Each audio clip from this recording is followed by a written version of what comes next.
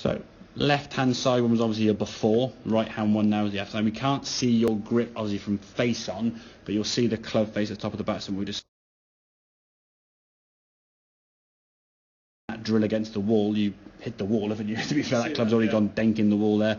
And the top of the backswing here now, that club face, as we zoom in there, if we sort of that angle, that's the sole of your club face, and there's your left arm. So that would need to be more in that angle there. So whatever that angle is there to there is by how much your club face is aiming left percentage wise. So if you equate that to kind of there, that's going to be aiming quite a long way left, isn't it? Okay, so because of this here now, you've got to then start swinging the club way out to the right there. So as you start coming back down here now, as the club gets kind of level with your hands, so the club now way behind you here on the left one here, coming in from this direction here, swinging way out to the right, and the golf club's going this way, and the ball, because the club face is shut due to the grip and that position at the top, ball's hooking way left and going very, very left. And the more left it goes, the further right you're going to try and swing it. So if we sort of put that club back at the top where you've got to, so with that different grip and the feeling now sort of swinging back to miss that wall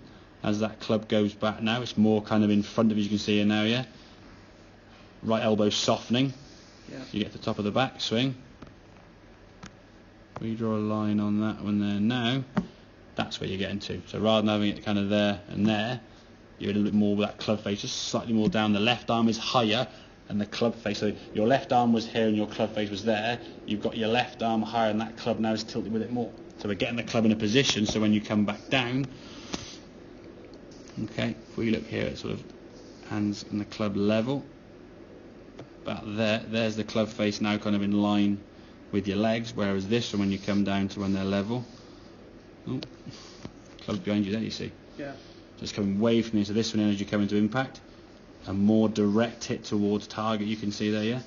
Club working more in the target direction, whereas this one now swinging out to the almost like sort of flip hooking it around the corner, like I say, a Beckham free kick where the foot comes in from this direction, or the club in this case comes from that direction, with the club aiming there, you're going to get that kind of shot. If the club comes in more from that direction, with the club face aiming in that direction, the ball will then tend to go more in the direction you want to go, and it's a lot easier to control less curvature in the air than there is if you're in a massive hook or a massive slice. So if we can get that grip a little bit more on top, practice that feeling of hinging the wrist up, so the right elbow's going to soften now, and that club's going to start working up nicely now above your right shoulder. So if we look at this position here now, see where your elbows are. If you go back to this one here now, as you're going back, with that left arm being kind of level, you can see your elbows there quite sort of tilted down this way, and that club going very much behind. Look at the difference in the club positions there. That's where the left arm, the difference in those shaft angles. That shaft now is towards the golf ball, that one's over there somewhere, yeah? Yeah. It's a much more upright swing.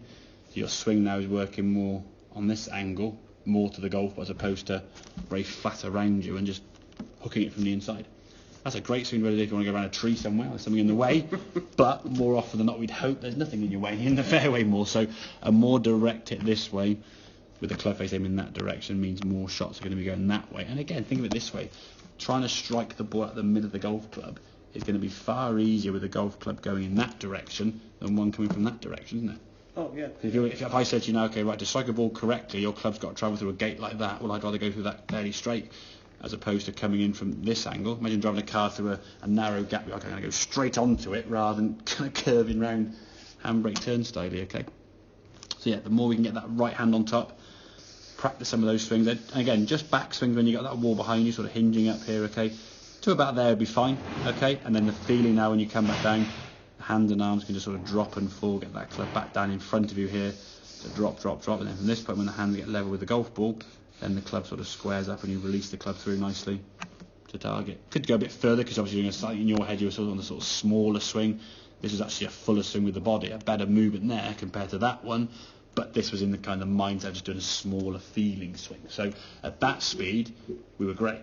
As you sort of defaulted to a sort of a slightly faster swing, what we found was if this was where you were, if this one was where you were, and that's where you got to on a slower swing, when you went back to a faster swing, you kind of got here somewhere. And in time of practice, you'll get here, and then here, and here, and then even get better and better and better as you put that time in. But work on a speed that you think, okay, I can do it at this speed, what's my threshold? Is it 75% or 60 mile an hour, whatever it may be?